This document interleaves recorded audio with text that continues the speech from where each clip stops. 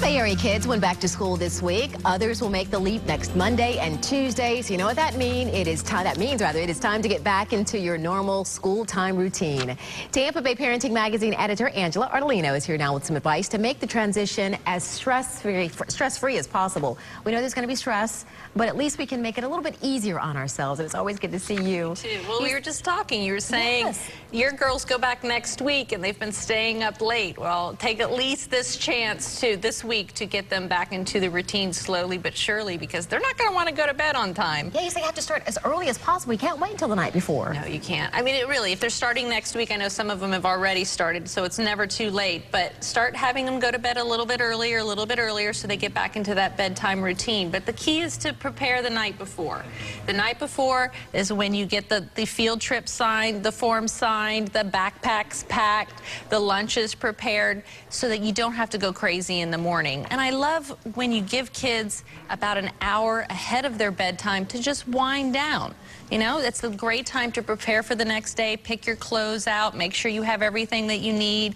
There's no electronics on. There's no television, maybe story time. And just give them some time to relax an hour before their bedtime so that they're ready in the morning. Okay, let's talk about bedtime. We know the key to success in school is for the kids to get a good night's sleep, but that's easier said than done for a lot of parents. What's an ideal bedtime for kids, and how much sleep do they really need? Well, most kids need about 9 hours or even more. When the younger they are, the more sleep they need, so that they stay energized throughout the whole day and stay awake during their lessons. They learn more, they feel better. So they may not think they need that much sleep, but they do. So making sure that they get to bed and get at least 9 hours of sleep is very important. We have a chart actually on ABC Action News where it breaks down ages and what times they should go to bed. But for the most part, 9 hours is what kids really need to get them through the day. Okay, now once you've got them in bed and they've gotten up and they've gotten a good night's sleep, in the morning routine, you say only one thing should be happening. What's that? Just getting dressed and having a healthy breakfast. No waiting at the last minute? No, nothing else.